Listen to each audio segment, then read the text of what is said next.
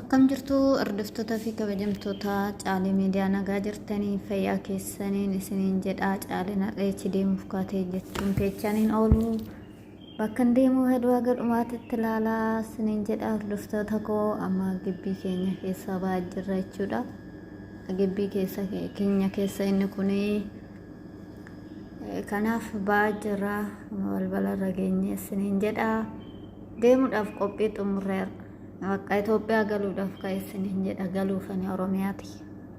Karaa Itoophiyaa galuufani isiniin jedha hordoftoota koo. Amma gibbiidhaaf baanee karaa jalqabnee jirra. Nu duuka bu'aan isiniin jedha. Caaleen har'a bakka deemtu walumaan ilaallaa. Amma karaa qixxee gahaa jirran isiniin jedha hordoftoota koo. Kanamaaf walumaan itti hafuufnu.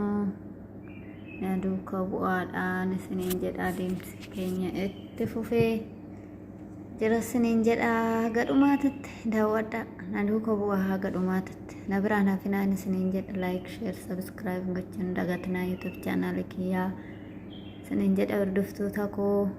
Har'a bakka bashannanaa deemuufi bara 2024 manaan baastan isiniin jedha. Asittis kaameraamaaniin hin jira. Asitti sarratanii goddanyoonni kiyyaan jiranii jechuudha. Waliin deemaa jirra. Asitti makiinaa duuba teenya jechuudha. Nu alaa guute makiina nu jalaa guutee nuti karaa duubaatiin teenya jechuudha. Akka viidiyoo waraabuunis nutti toluuf. Kanaaf duuban teenyee jirran isin jedha. Hiriyoonni koo hundumtuu anuma waliin jiru duubuma jirran hundi keenya yoo hojjettoonni jechuudha. Shifeeridha kan nu fuudhee deemaa jiru isiniin jedha. As geenye jirra. Caaleen eessa deemuuf jechuun keechaniin oolu har'aa kaanee jirra. Bara 2023 ol keenye bara 2024 shirrichaa jirran isiniin jedha. Shirri keenya immoo shirri kan Dubaay yookaan Abudaabii miti kan deemaa jirru. Kan deemaa jirru sanattani like naaf godhaa sanattani ma booda like godhaadhaan isiniin jedha hordoftoota kooyi. Booda sanattani ma deemaa jirra jechuudha. Amma ala'een keessa warri jirtan karaa kana ni beektu. Warri ala'een alfu'aa moolii jirtan jechuudha. Walumaan naa deemnu guzoon keenya ittuma fufaa gadhumaatitti nu daawwadhaan isiniin jedha. Amma kun hundumtuu gamana fiigaa jiran isiniin jedha. Meedaan akkam namatti tola. Itoophiyaa osoo ta'e kuni waa meeqa xirra faca'a. Waa meeqa xirra margan isiniin jedha hordoftoota koo. Biyya kana kaduwwaadhaan isiniin jedha.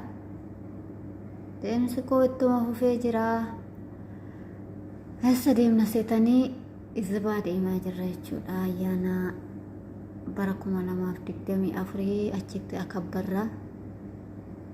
Aduu bultii tokkooti viidiyoo kana waraabee yeroon arganne isiniif gadin ifnan isiniin jedha. Naami jechuu didee amma ganama sa'aatii 8 fi sa'aatii 9 minamina sa'aatiin kun jechuudha yeroon nuti deemaa jirru.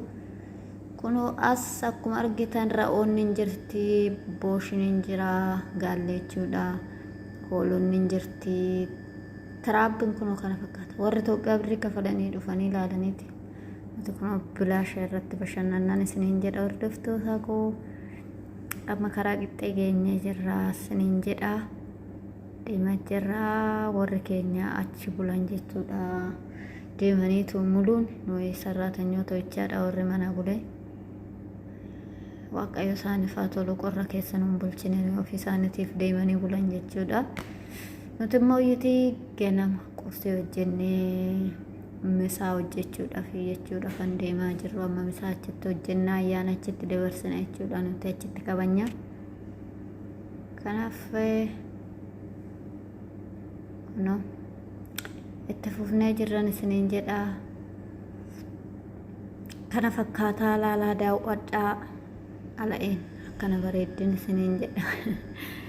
Akkana bareedaa isiniin jedha. Amma bakka Azabaa waannaa keessa ga'uu geenye. Isiniin jedha hordoftoota kooyi. Kun immoo loon isaa ajabaadha. Bakka axaramee jiru kana gaala ra'ee oolotatu jira. Tamarii minaaminatu jira. Bakka isa kana keessa baay'inaan kan jiru gaala fa'a. Kun hunduu nama keessa jira jechuudha. Hunda keessaa namatu jira. Hin beektanii warri biyya kana keessa jirtanii yeroo qorra isaan kun daaraa kanarra taa'uu jaalatu. Nuti yeroo qorraa mana tola effinaa isaan garuu alatti gadi. Yeroo qorraa gara ba'eetti deemsisa isaanii sarratanyaadhaaf makaraadha. Isaaniif garuu alamiidha. Nuuf dadhabbina guddaadha. Kana dhiituun keessattuu warri daa'ima qaban. Warri ijoollee guddisanii baay'ee nama jibbisiisa dhugaa waaqaa kana keessa deemuudhaaf. Uffaan akka koosettan hin jaaladhu daaraa kana gubbaa deemuun koote.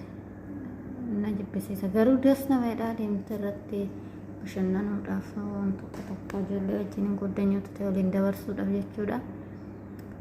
ግን baay'ee nama dadhabsiisa. Asitti immoo yoo ta'e manatu jira jechuudha. Manatu jira bakka kanaa. Amma nuti izbaa keenya ga'uu keenya jechuudha. Karaa izbaa keenyatti dhiyaachaa jirra. Bakka warroonni keenya jiran.